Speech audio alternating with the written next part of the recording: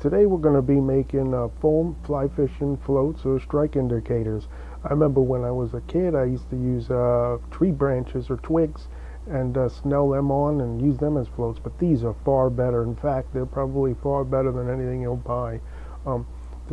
These foam fly fishing floats, strike indicators, are quick, easy, simple to make. It's just a couple of holes, a couple of tools of your choosing, and they take literally seconds to make, and in the field they're quick and easy to use. I like that. So let's get to it. I'm going to be using 5 millimeter, 6 millimeter, 5 or 6 millimeter craft foam sheet, 8 by 12 sheet. You can buy pretty much any craft store, or you can buy online. They're about $1.29 each. You can also use, and I'll make a few, this is 2 millimeter foam. And the 2 millimeter foam makes excellent strike indicators, and also works as a float for your smaller flies. Larger flies, you want to use the 5 millimeter foam. This is the sheet itself, and you can purchase this at any craft store, or you can probably find online. But we're going to make these with 5 millimeter foam.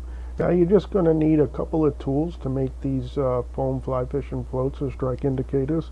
You're going to need an ice pick or some sort of punch to punch a hole through, and a scissor. That's really all you need to make these. I'm going to show you a couple other things, and we're going to make them a couple other ways. But other things you can use, if you're a precise person, is a ruler for straight cuts, of course, or you can use a straight edge razor if you want instead of a scissor. So it's all up to you. Fish your way. Now I'm going to be using white to make these foam fly fishing floats, but of course you can get stronger color for better visibility if you like. They come in different, you can get yellows, reds, greens, whatever you want. I like the white because if you want, you can just color them with a Sharpie or a marker or whatever. These aren't Sharpies, but I'm just showing you, and make them whatever you want. Additionally, if you can trim these things to special shapes and sizes, and I recommend, if you do that, to get a fine scissor. Okay, let's take a look at what we're going to be making today. These are the 6 millimeter finished foam fly fishing floats. I do mine very quick. You can make yours as pretty as you like, but these here fly fishing floats do the job, and I don't think looks really will make them any better. But you can customize them, like this one here. I cut some edges so I can loop around there if I'm going to decide to put a float on in the middle of my trip. The other ones I slide on up and down, and these things really hold well. They don't slide up and down your line. I think they're just superior to fly fishing floats that you would buy, just because it's all quick, easy, simple, in the field and at home making them. As an added bonus, when you make these here foam fly fishing floats, I use the 5 millimeter foam for my fly fishing boxes, if you want to call them that. I call them my fly fishing cards. I put them in my shirt pocket or my wader pocket, and then you can see I just grab the card I want, flip and flop, and we're going to be cutting the strike indicators for foam fly fishing floats right off of a fly card that I make first. Okay, let's get started on these here fly fishing floats. I'm going to start by sizing it with the size fly card I'm going to make first, and all I do is I'm going to line it up, and I'm going to get my punch just to make a couple marks, and you can use a pen if you want. I'm just showing you can do this with 2 tools. I'm just going to punch a couple holes after I line it up, and you can be as neat as you want, but just going to make a couple marks, and that's going to be my guide that I'm going to cut. Next step on making these here fly fishing floats is I line my ruler up to those marks I made. If you're going to use a straight edge razor, just cut across. Now I'm not going to cut all the way through here, because if you use a scissor, you can also use your scissor to cut the foam straight across. And just showing you, it just either way or the other that you want to do it, you can make your foam fly fishing floats or strike indicators with. And that's the next step over here. Now when you make these here, I'm going to use the lower end of this for my card, So I'm going to determine what size floats you want, and you can make literally hundreds of these from one sheet of foam, probably a lifetime supply. So I'm going to cut out, I'm going to show you, I'm going to cut 3 different size strips here. I'm only going to make one in this video, or 2, I'm going to make 3 different size strips, small, medium, and large for different things. So I think I'm going to start with a medium strip, and I just mark it with my punch. You can use your straight edge blade. I'm just going to use the scissor here. Of course, the straight edge blade is going to be probably more neat, but you can trim them too. I'm going to show you later. So this is our medium strip, and I'm going to cut out another one. This is, you can, just size it up and mark it, and we're going to make a smaller. This is going to be our small strip. And keep in mind, like any float, the bigger your float, the more buoyancy you want. The smaller the float, the less buoyancy you want. The 2mm foam makes, great for nymphs or just a strike indicator. And these are actually great strike indicators for bigger clousers. And one thing to note is that they cast great. You can cut them into aerodynamic shapes if you want. And like I showed you, the back end of this foam, this back end is going to be my card. Now I'm going to make some big floats. And actually these here big floats, you can use with regular spinning or casting tackle. They work just like a regular float. And you can actually glue the sheets on top of each other if you want a bigger float. If you're going to be fishing worms or minnows or shiners or something like that. So this is a large float. You can see the width of the strip is, going to determine obviously your buoyancy. But I'm going to, just showing you, make them 3 different sizes. A brief talk with the 2mm foam makes great strike indicators, or also makes a really good float for smaller nymph style flies or tiny small wet flies, if you may. So I'm going to throw one of these in. This is 2mm foam, and this is in yellow, real visible, great strike indicator.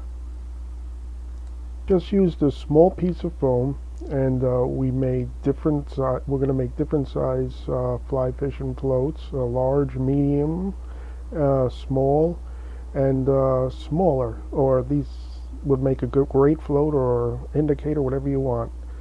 Now we're going to cut again.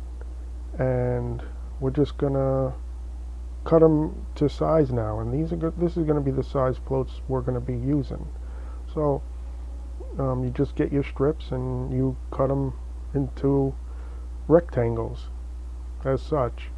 You can use a ruler, you can mark them.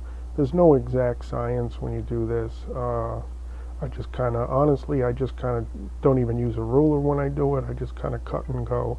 But I know a lot of you guys out there like to keep things machined and perfect, so you can definitely do that.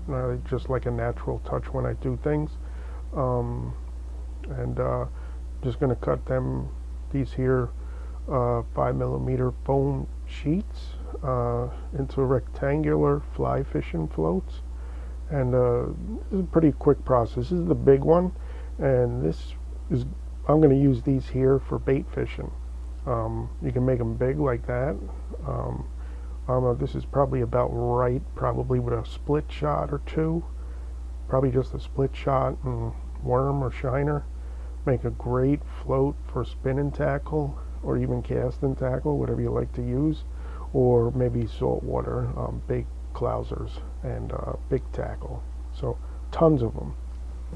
Actual last step, we're going to do a few more because these are customizable, is we're just going to poke our holes in the floats, and I just use a hole punch or a ice pick or an awl, whatever you want to use, and I just kind of poke it and twist it and turn it, and get a little grooved edge over there where my index finger is, and you can turn that around and whatnot to get that hole nice and thick.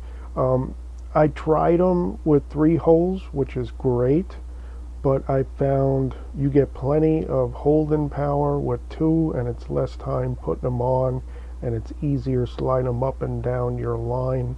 Um, they do not slide, these fly fishing floats. They hold great with two holes.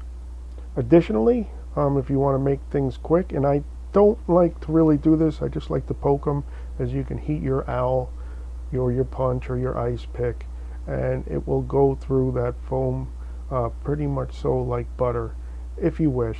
I don't do this, but if you wish to, you can. Now, to finish these here foam fly fishing floats off, I use them just like this, but you can trim them. I know you guys are crafty out there. You like to customize things, and a lot of guys like things certain ways, so you can really put your custom touch on them now.